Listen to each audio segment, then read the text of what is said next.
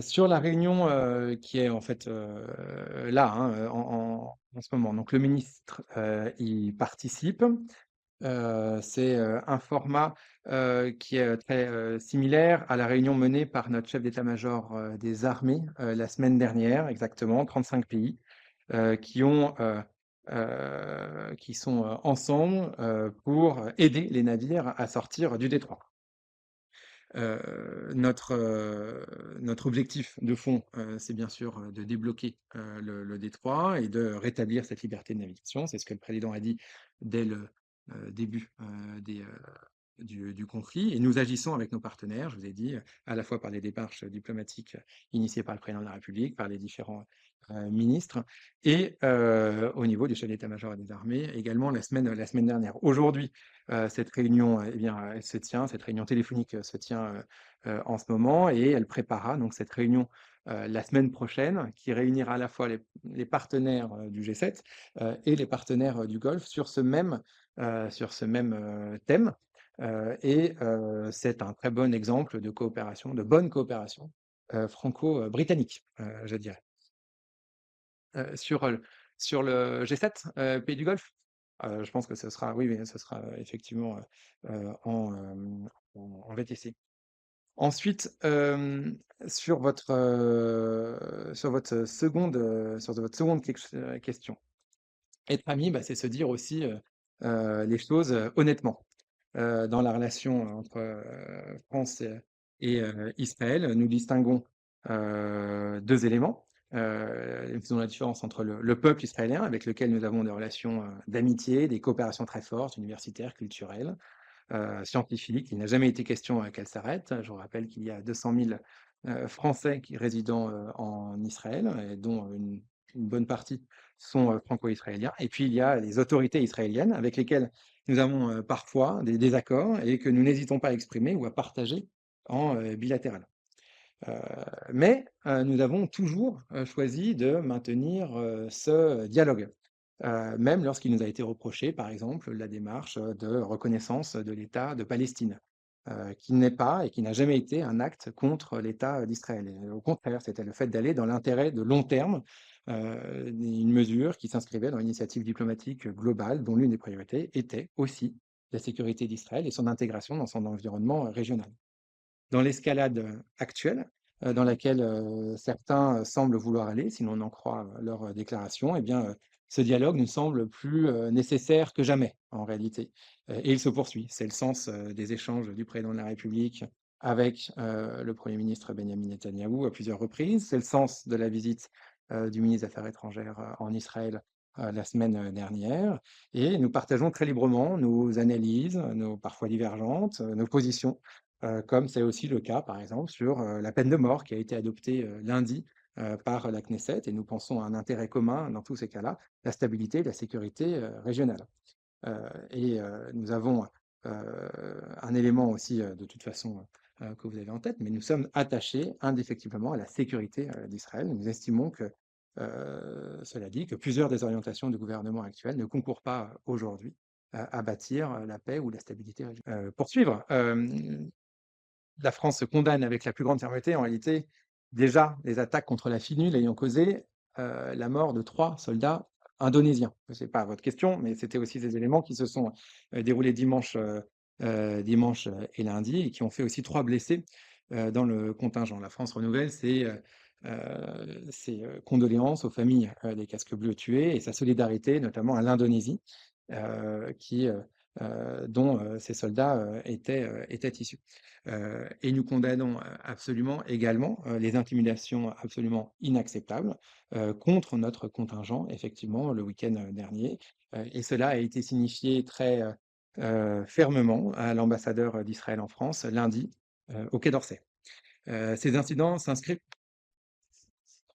bah, je Le fait que les soldats israéliens ont pointé leurs armes contre le chef d'état-major de la FINUL. Je Voilà, je c'est rentre je cet rentre incident. pas, Donc, je rentre pas dans le détail, merci. des choses, mais je vous confirme, qu'il y a effectivement eu ces intimidations. Ces incidents, en réalité, ils s'inscrivent, dans un cycle de multiplication et c'est ça aussi qui nous inquiète, de multiplication et d'aggravation des attaques contre la force et contre. On a là-dessus une position qui est très établie, qui repose sur le droit international, avec des éléments qui sont à la fois la Convention de Chicago 1944, que sont ce qu'on appelle la résolution interministérielle 111, ensuite au niveau national, et qui consiste à dire, euh, c'est des procédures qui sont en réalité assez routinières, assez habituelles, hein, les autorisations de survol, et qui consistent à dire euh, que ce sont des autorisations données au cas par cas, que ce sont des autorisations données de manière totalement souveraine, et que ce sont, en réalité, dans notre cas, en l'espèce, des autorisations qui découlent de la manière, dont nous sommes positionnés, c'est-à-dire, nous ne sommes pas partis, à cette, guerre, et c'est de cette logique-là que nous prenons, ici les décisions qui s'imposent. Ces décisions, elles sont, constantes depuis le début de la guerre, et donc il n'y a pas eu de changement ou d'éléments nouveaux, il n'y a pas eu de changement de position depuis le premier jour, et donc nous vous confirmons cette décision qui est conforme à la position, française depuis le début du conflit. Voilà, donc après, je ne vous dis pas plus sur ces éléments. Une bonne partie sont couverts par la sécurité nationale, mais ces décisions, elles sont à la fois routinières, elles sont prises sur la base du droit international, et elles sont souveraines au cas par cas. S'agissant de la guerre, nous avons toujours dit qu'elle avait été prise seule, sans nous, et qu'elle était en dehors du droit international et que nous ne pouvions pas l'approuver. Notre posture là-dessus, elle est d'être. Eh ben, écoutez, nous, notre posture sur le sujet, elle est strictement défensive. Vous savez, nous sommes là-bas comme un allié fiable pour nos partenaires qui sont attaqués par l'Iran, Émirats arabes unis, Qatar, Bahreïn, etc. Nous sommes là pour le rétablissement de la liberté de navigation. C'est pour ça que nous avons aussi eu un déploiement extrêmement important, notamment du porte-avions Charles de Gaulle, de porte-hélicoptères, de frégates, etc.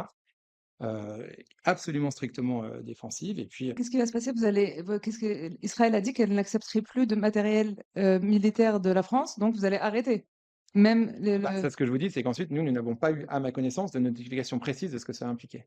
il y a une déclaration officielle, je veux dire. Je vous dis, Mais en dans fait, ces il y a pas de réaction de la France. C'est-à-dire la France subit ce que dit Israël. Israël dit, bah, nous ne voulons plus de matériel militaire et vous savez pas en fait.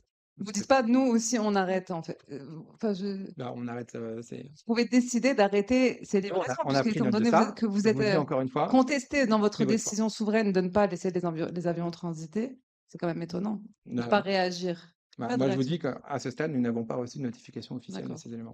Je crois parler de cette mission pour la partie sécurisation du détroit d'Ormuz et liberté de navigation. Et depuis, il y a eu beaucoup de démarches diplomatiques qui sont toujours un peu compliquées à expliquer parce que publiquement, j'entends, parce que il s'agit de démarches, d'explications, etc. Donc là, c'est un élément, c'est une coalition qui est, c'est pas une coalition, je veux dire, c'est un effort franco anglais en ce moment qui est en train de se faire et qui, encore une fois, prépare la décision, la réunion du G7 des affaires étrangères la semaine prochaine. Et ça a par ailleurs été, ça fait partie des éléments qui ont été discutés lors de la ministérielle des Vaux-de-Cernay la semaine dernière. Donc, si c'est une initiative franco-britannique, vous avez les mêmes positions en Bah, principe. cette mission, elle ne peut être que une fois que la partie intense des bombardements sera derrière nous, parce qu'encore une fois, nous considérons comme totalement irréaliste une opération de vive force dans la région quand vous avez environ 1000 km de côte à sécuriser. Mais cette initiative, ça serait donc sans ou avec les Américains à la fin, quand cette guerre est finie. Elle est exclusive de personne. Elle est, nous, notre intérêt là-dedans, c'est un blocage régional qui a des conséquences mondiales. Notre intérêt est de rétablir la fluidité de ce trafic parce que l'économie mondiale en pâtit, et derrière l'économie mondiale, l'économie européenne, l'économie française, mais par ailleurs aussi d'autres économies, et notamment l'économie américaine.